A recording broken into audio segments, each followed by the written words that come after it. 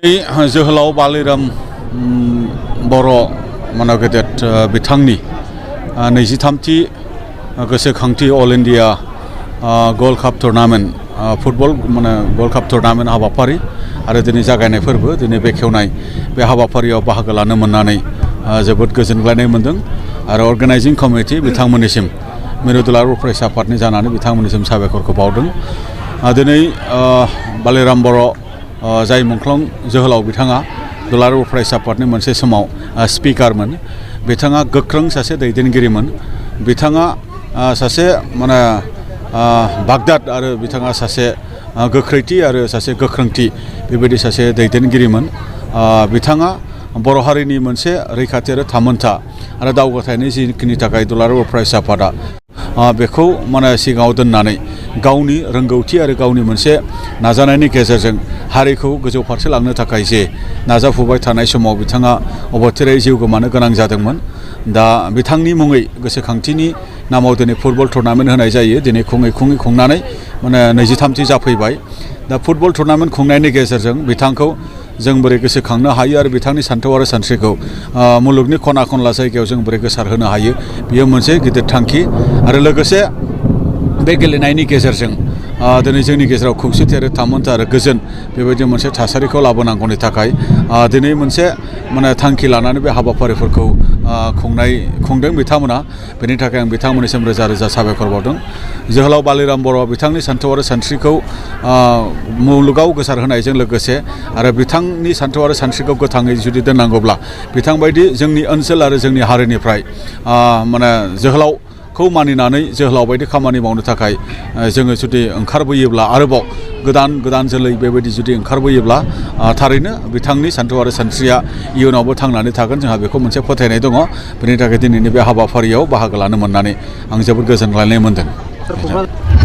हरिसिंगा दख'रा दुलाराय बर' फरायसा आफाद आरो हरिसिंगा रिजनेल स्पर्ट एस'सियेसननि बानजायनायाव जोहोलाव बालिराम बर'नि मुङाव जि जोलुर बादायलायनाय अल इन्डिया लेभेलनि बेयो फैयै दिनै 23 बोसोर जाफैबाय आरो बियो 23 बोसोराव आगान होनानै दिनै जोङो अपेनिं सेरेमनि एबा जागायनाय हाबाफारिखौ जोङो दिनै खालामदों आरो बेयाव जोबोरैनो होंगो दोंगो मोनसे परिबेस जादों। जोंहा जोबोर मोजां मोनसे थासारि जादों आरो दिनैनिफ्राय जागायनानै 29 खालारसिम जोङो फाइनेल जाहैगोन आरो बे गेलेनाय बादायलायनायाव भारतनि जिहेतु खेलाया भारत नाङै मोनसे जोलुर बादायलायनाय आरो बे जोलुर बादायलायनायाव भारतनि गुबुन जायगानिफ्राय गुबुन रायजोनिफ्राय बेयाव बाहागो लाफैगोन बादायलायफैगोन।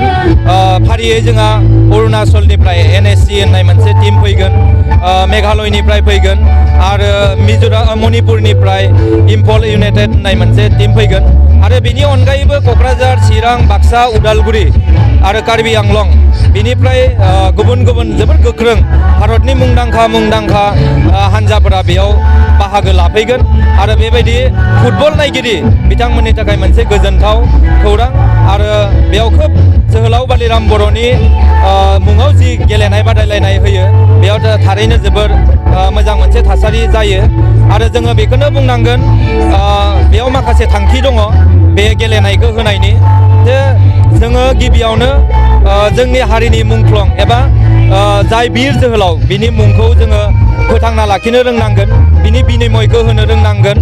अब्लासो जोंनि हारियाव जोङो खौसेथिया फैगोन आरो जोंनि गेजेराव मुंख्लं बेबायदि जोनोम जाबावगोन।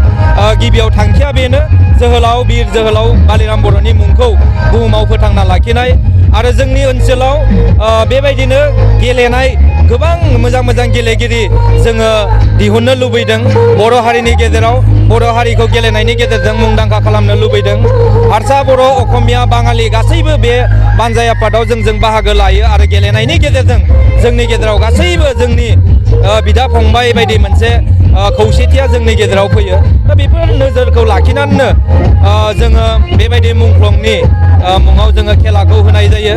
दा बेनिखायनो जिहेतु जोंहा 29 तारिखआव फाइनेल जागोन, बे फाइनेल गेलेनाय हाबाफारियाव जोंनि दाब जायगानिफ्राय नायगिरि बिथांमोनखौ नायफैनो थाखायबो आरसिनि जानानै आङो खावलायहरनाय जाबाय।